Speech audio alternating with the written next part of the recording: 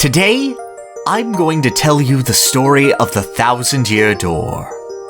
An awfully long time ago, a beloved game developer released a console that smiled through its pain. It was a system that struggled to pick up sales, but it was said that those who held it treasured it forever. And then one day, a new game was delivered upon them. A refined title starring a humble plumber of legend appeared. It was bold and strange, a departure in identity from what came before. It was as if the very world its prequel established was destroyed, and with but a single game, what the plumber meant to so many had changed forever. These fans were enraptured. There was nothing quite like it. Though small, that number carried this story close to their hearts. This was the defining world of the plumber for them. They eagerly awaited what could possibly be next. Years passed. Games would continue to come out, but they never fully satisfied what lay in fans' hearts. And those who did love what was new were treated with hostility. Indeed, this is the tale of the beloved, divisive Paper Mario series. Yes, it's a tale of treasured memories from a time long since past. A tale of a team wishing to leave more than they could possibly fit in one game. The stories that make up the 1,000-Year Door start here.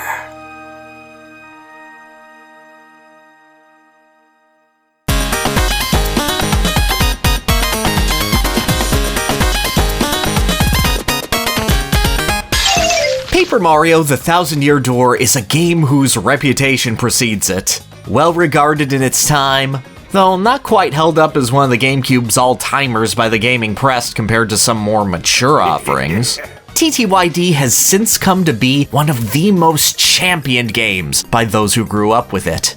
Its writing, combat, world, and characters have been held on high as the pinnacle of the Paper Mario series. Yeah! Potentially to the chagrin of anyone who just wants to talk about Paper Mario without getting into a debate on if the series ever lived up to TTYD's example ever again. Paper Mario has been something of an identity crisis series all of its life, changing in battle system and tone and perspective so often that no one really knows what makes a good Paper Mario, just which one is their favorite and how to violently defend it. But even among all those who adore Super Paper Mario, who hail the Origami King, who really like all the entries except maybe that loser, who actually played Paper Jam, the second entry in the series is normally the one that people go back to talking about the most, for all of its various faults and strengths. And I think there's good reason for that. While all of the Mario RPGs capitalize on various aspects like timing-focused combat, witty humor, occasional surrealist elements, and more, TTYD is the game that most carefully hones in on one specific element that the entire game emerges from. Not necessarily a gameplay function. The Mario and Luigi games and Origami King commit to their combat systems far more stringently than their mostly older brother, but in what everything is built around thematically instead. And this emotional core is a powerful one, incredibly resonant to those who experienced it in their youths, and appreciable practically without age to this day. Paper Mario: The 1,000-Year Door is, with earnestness and love, Nintendo's great storyteller.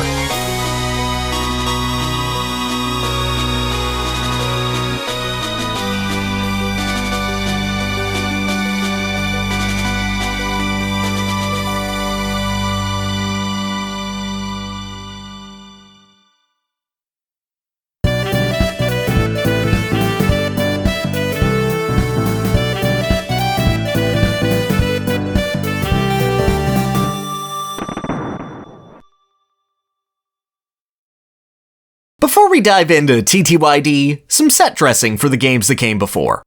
The Mario series has always been a super imaginative fantasy, a wonderland of various locales strung together through obstacle courses for the titular platformer to parkour through with a sense of whimsy. Yahoo! Or, to be less pretentious, it's a bunch of fun-looking blocks for the cartoon man to jump around in. However, assigning place and purpose to these locations is a bit trickier of a task. We had rough maps for Grassland, the Pipe Maze, heck, we had a whole Super Mario World mapped out. But a lot of these were video game levels primarily, and contributors to the feel of the Mushroom Planet second. Outside of Yoshi's Island and one specific castle, visualizing exactly what the Mushroom Kingdom was, and what Mario was fighting for other than a couple of toads and the princess, proved difficult, or at least had a lot less of a sense of place than contemporaries like Angel Island or Crocodile Isle. This is what Super Mario RPG rectified, giving Mario a living, breathing world to explore, towns filled with mushroom citizens, areas where indigenous species like the moles and Nimbians have learned to thrive. Booster! Who the heck is Booster? Who knows? But this game was still something of a linear adventure, one solid loop from World 1 to World 8. Something that its eventual follow-up, Paper Mario, was more than glad to rectify. Paper Mario took common Mario plot elements, enemies, and trappings, and set out to create a more fleshed-out world based on them. As the Japanese title implies, a Mario story. Mario would scour the far reaches of an interconnected map, solving problems, finishing side quests, delving into dungeons, remixing his old backdrops like Mario World Boo Houses or Mario 3 Fortresses. And through it, he would meet new allies, new rivals, new mythical beings to set up the lore of his world. New enemies with funky attack! And cement his dynamic not just with Peach and Bowser, but with his universe at large. Through these adventures, what it meant to be Mario became crystal clear.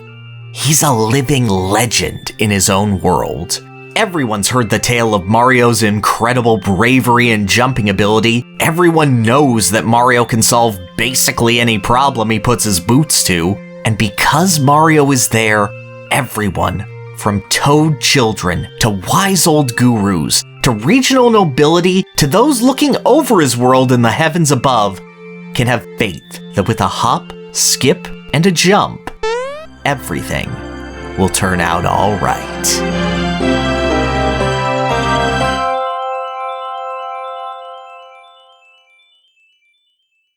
So what if we take that all away? Is that the noose? Mario is a nobody in the Thousand-Year Door. He's ventured to the far-off town of Rogueport, where only a few legends of the humble hero who battles the ferocious Koopa King have reached the ears of the youth.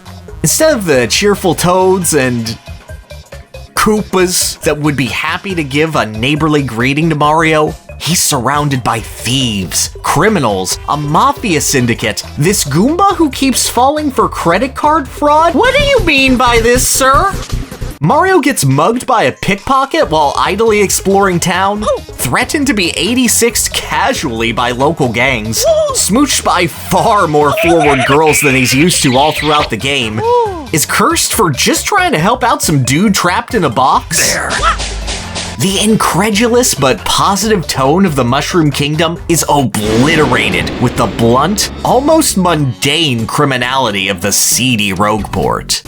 And Mario gets treated like any average sucker on the streets without any of his heroic background propping him up.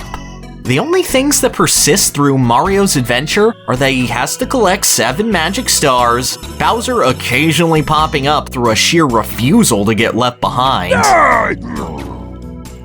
and Mario himself. And Mario is all that Mario needs to make for an unforgettable adventure. Even if you strip away Mario's reputation, respect, how the world around him is supposed to react to him, it doesn't matter. His jumping prowess, bravery, and the knack he has to get those around him to believe in him is still there, and proves its worth time and time again at getting him out of tricky situations. It's not long before he manages to win over a young Goomba with his simple kindness in protecting her from a weird cult, which leads Mario to helping out, ton of other people. Even if the world itself is darker and more antagonistic, the place Mario leaves others in remains the same. Better than where they started and believing in themselves just that much more. But instead of, "Oh no, a shy guy stole my dictionary," Mario is helping the daughter of a local mafia don elope with her true love without him sleeping with the nibbles. Or helping a girl accept herself after relentless verbal abuse from her older sister. Or everything that has to do with Admiral Bobbery. And this game is very aware that instead of some young, noble JRPG protagonist helping these people become better versions of themselves, it's super freaking Mario. Hello! There is some inherent and intended silliness in this cartoon character listening to this Koopa Troopa talk about how his success has robbed him of all motivation, and so he never leaves his bed because of the futility of enjoying existence. But Mario's been made a strong enough character through his previous adventures that he's believable in this role. Mario is such a strong everyman, praised to be able to do anything, fit any role that he needs to. And so, the Thousand-Year Door is glad to test and push that as much as possible by taking the Mario story and applying it to as many other tales as possible. Each of the first 7 chapters of TTYD represents a different form of genre fiction. And each and every one approaches it with the challenge of, okay, what if we made Mario the protagonist? From the incredibly obvious and classic castle and dragon setup of the first chapter, to the point of that even being the chapter's name, to the more obtuse gladiator pit and sports story by way of professional wrestling, TTYD is almost gleeful to throw Mario into story setups that he is woefully out of place in. But every single one of these remains a very sincere homage to its genre. Mario doesn't just bop a dragon, he scours the dragon's lair for its one weakness, learning from those who fell to its traps before in order to slay the beast. Mario has to scrounge for supplies and rally a crew that's rapidly falling apart with his presence and kindness when stranded on a desert island in his Treasure Island setup. The whole game warps around Mario serving as a detective, eschewing combat entirely in favor of simple investigation in an intensely clear tribute to Murder on the Orient Express. Again and again, scenario after scenario, Mario is a stranger wandering into mysteries, perils, and plots. And every time, he meets the story on its own level and solves it with a few jumps and a good attitude. And as players progress through these various stories, it's incredibly easy to grow attached. Maybe they didn't know they loved wrestling, but the over-the-top showmanship of the Glitzpit chapter was able to win them over, while also playing up the gritty underbelly of the business in a more fantastical way. Maybe Dupless riffing on classic fairy tales and losing parts of yourself to a fey prankster enraptured your imagination. Maybe the retro sci-fi aesthetics of the Crossknot Fortress made the homage to space race age fiction seem rad as hell. Through being this unifying force that's able to come out on top in every scenario, Mario can bridge all of these stories. Classic fantasy, tournament drama, dark fairy tale, swashbuckling adventure, aristocratic mystery, Silver Age sci-fi, and... Okay, I think this is Battle Revolution, but it only really works out that way from this one line of dialogue from the shopkeeper calling Mario a uniter to both sides. So, tree, and use a good sense of humor and his endless heroism to share a love of these stories to all of his players in a comfortable way. And to so many, this style of adaptation, of bringing Mario's spirit to these genres to celebrate and parody them for all they're worth, has never been topped. But this is just the start of Paper Mario's love of storytelling. It's gotta get every bit it can to squeeze out of its characters, too. As per usual with RPGs, the game loves to delve into character backstories, personal tales that allow a character's whole self to be laid bare and grow from their interactions with others. And it actually does a fabulous job of it. Be it Koops evolving from a crybaby who leaps into danger more because he feels useless than anything and just wants to give his life meaning, to a guy willing to stand with Mario against horrible dangers and admits that he thinks he likes himself a little. To Tech Double Cross, a computer tasked with keeping Princess Peach captive, dealing with feelings of love from the princess's presence that he agonizes over his failure to properly process. To Bobbery, an old sailor willing to waste away in penance for being at sea whilst his wife passed away from illness without his knowing, overcoming his deep loss so that he can feel joy again before he joins her in the afterlife. The themes that TTYD is willing to tackle are a bit of a step up in emotional complexity than what earlier adventures had described to Mario. But the game doesn't just limit this to major party members or highly story-important characters. Take, for instance, Flavio.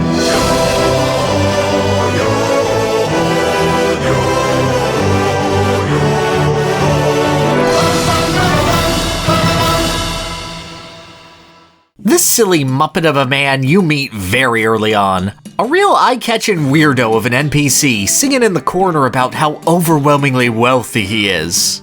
And that's about it until you realize, hey, I could use a ship to get to an island, and this rich boat-owning 20-something is looking for something to do with his life to feel important. Like most 20-somethings, but with money and a boat.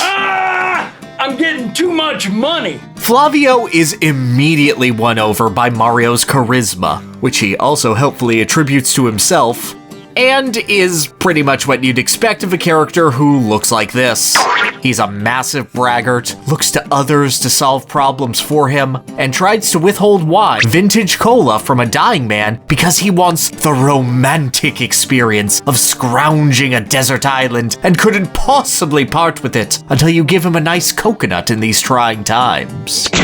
But through all these airs he puts on, Flavio documents his journey in a journal, with all of the daring do of the adventurer he wants to be, with the bravado one would expect out of an adventure novel protagonist. But he's not that. And after everyone on his crew constantly reinforces it, even Flavio recognizes this. And despite all that, when push comes to shove and his crew is under a cannon barrage, death inevitable, Mario unable to save the day immediately, it's Flavio who steps up, saying that as a leader, it's his responsibility to find a solution. And he manages to negotiate a deal with a 1,000-year-old ghostly ghost pirate to save the day and put a lot of sprites on screen to make Miyamoto pop off. Due to his sudden bravery and desire to pursue his thrilling, romantic dream, Flavio manages to save everyone, gives Mario a taxi service back to the island whenever he feels like it, and becomes that brave adventurer that he portrays himself as. And though now he is merely the second richest man in town, as this whole expedition was a financial disaster, he's okay with that. For he's found something far more enriching than doubloons. A story. He reached the pinnacle of his tale, and at its zenith, shouted, "Flavio!" to the wind. This is a totally inconsequential NPC, effectively an annoying obstacle to serve as a taxi from one place to another, matters about as much as Mido, or like one of the teachers you don't social link with in Persona. But Paper Mario sees fit to not just give Flavio a story, but to properly tie it in with the feeling of the tale he's tributing. And it's not just limited to Flavio either. Jolene, Punio, Goldbob, Don Pianta, all minor characters who get their own arcs, their own little development, to complement the story Mario wants to tell. But this is just like basic writing, right? Plenty of RPGs have minor characters that complement the stories of the regions that you enjoy and then move on from. some of them even becoming favorites. It's nice to see Mario doing it, but it's gonna take more than that to impress me.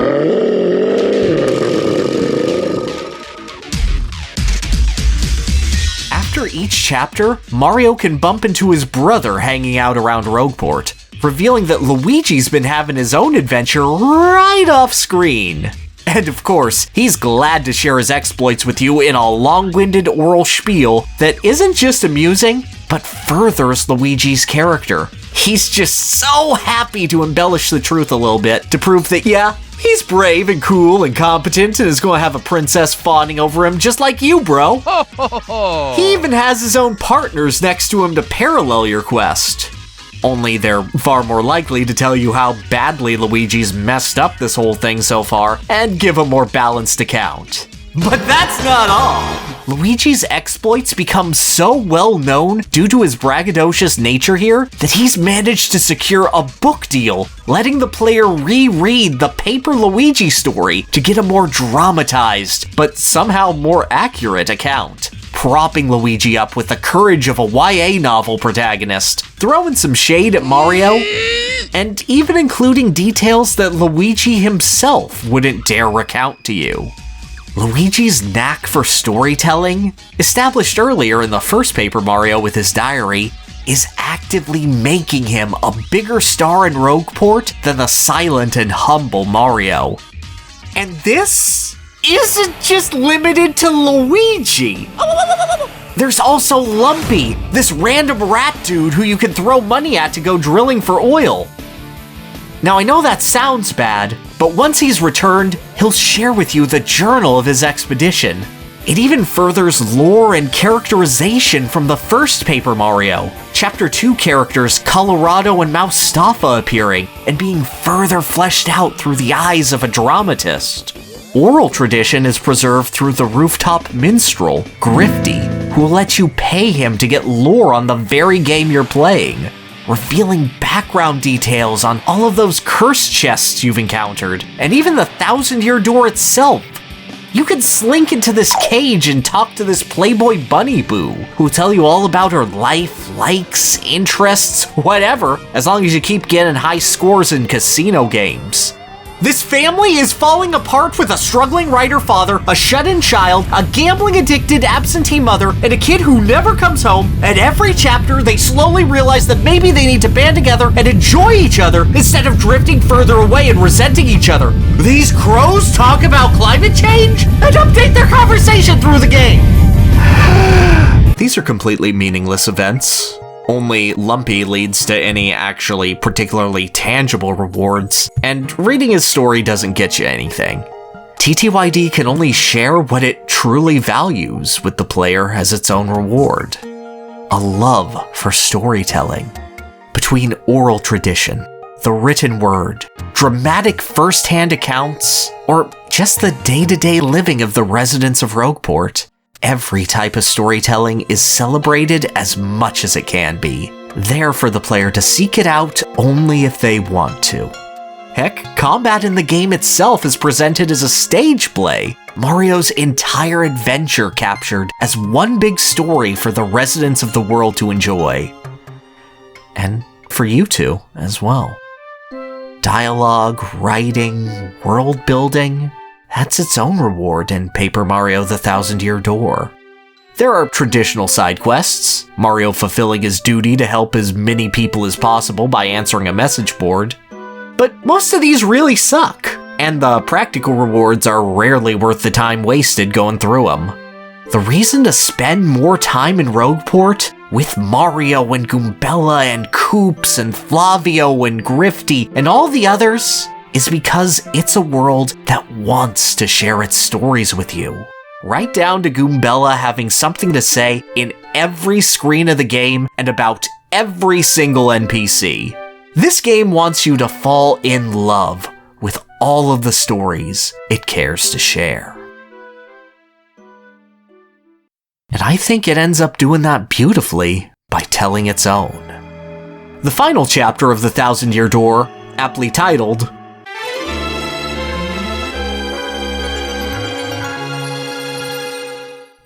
Yeah, is a simple payoff to every major plotline of the game. All of the stories that the player could have learned from Grifty come to pass, meeting another giant dragon, all of the old legends proving themselves true, the main plot coming to a climax with Mario fighting this nerdy cult leader. Bowser finishes his quest of desperately trying to become plot relevant by literally crashing into the penultimate boss fight so he can beat up Mario. Everything comes to a head. And finally, Mario seems to meet a story that he can't live up to. The final boss of Paper Mario: The Thousand-Year Door is a demon, a being of destruction far greater than any foe Mario has faced before, beyond his comprehension to defeat. The Shadow Queen is an utterly otherworldly force, tonally, visually, and presentationally wrong to fit in Mario's world. While all other characters have had some sort of comedic styling to fit in with the Paper Mario universe, the Mistress of Darkness is a pure, corruptive devil. Not a sense of humor or wit, merely the confident inevitability that no matter how great her unassuming foe may be, he will bow before her and perish. Against a story he's unsuited to play the hero in, Mario will die.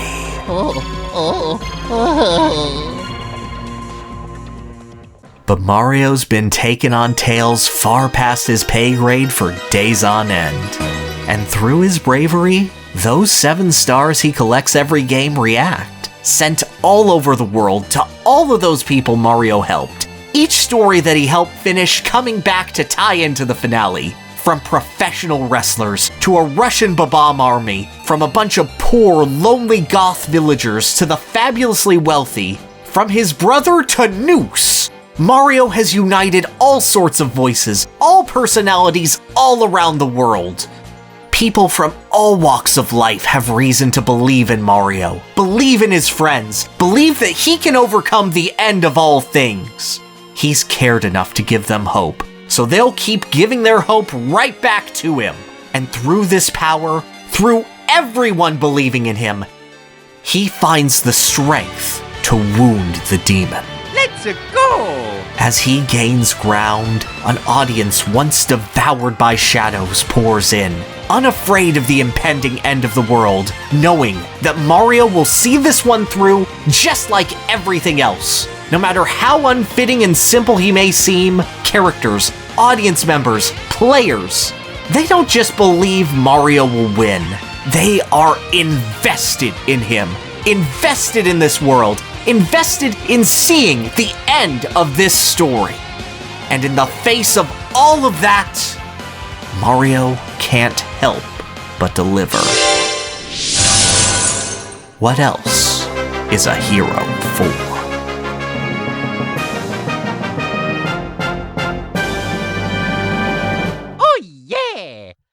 That is the heart of Paper Mario: The Thousand-Year Door to me.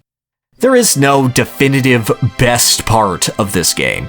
Sure, Chapter 3 usually gets tossed around as really good, but the repetitive nature of battling through a tournament arc might not be everybody's cup of tea. Maybe the setup of Chapter 4 and all of the cool Doppelganger and Rumpelstiltskin homages are more than enough to let you forgive one or two too many backtracking trips through this annoying forest. Maybe Chapter 6's cute train mysteries are too simplistic for you and pretty dull. Or they could be the most fun things in the whole game. What is important is that some part of TTYD is incredibly resonant to most people.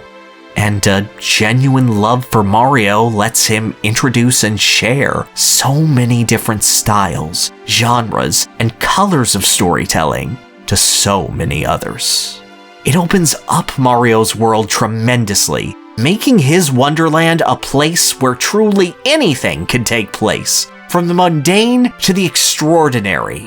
And the future yarns that can be spun are seemingly innumerable. TTYD isn't just filled with ideas and celebrations. It's teeming with possibilities of what future titles could bring, of what new things Mario could introduce, of maybe revisiting these stories down the line and seeing how they've developed in the years since. And that's why I feel the series has become so contentious as it's moved away from this promise. Future Paper Mario titles still have wonderful moments. I struggle to call any of them bad games. Okay, yeah, this one is pretty boring to me, but the others are cool, if not great. But they continue to tell wonderful character stories that can absolutely enrich a world around them, or add more perspective to the Mario universe that was either missing before or is refreshing to see explored further. There are individual tales here that can still resonate to a life-changing degree to players. Leave them Mario fans and fans of these games specifically forever. But man, did TTYD cast an incredibly wide net and commit to it hard. Other Paper Mario games have focused greatly on trying to remix the series' battle system, or how to interact with a truly paper world to emphasize a sense of style and visual identity. And look, I love TTYD's battle system as much as anybody, except for this random fog of war that I hate. I think it's really fun to break in half. I love what other games have done to capitalize on it and let it shine. But it isn't why I come back to Paper Mario. Not all these years later. I come back for Mario, and Peach, and Bowser, and Bow, and Bobbery, and Bleck, and Tippy, and Rockhawk. I come back for Paper Luigi. I come back for Toad Town, and Rogueport, and Fort Francis. I come back because I love these characters. I love this world. I love these games. I love these stories. And I doubt I'm alone. Paper Mario: The Thousand-Year Door is a sincere love letter to all forms of stories. And as such, fans of any of those kinds of tales, or those first introduced to them through TTYD's telling, tend to love the game in turn. It's a nostalgic goldmine of a game. So easy to remember, recall, retell, and share with others. Hopefully even more given an actually accessible remaster. And no matter where the series or Mario as a whole may go in the future, I'm happy with the collection of tales we got, and hope that someone will continue to spread the feelings they brought out to more in the future. That, like the game itself, is how you design for storytelling. Flavio!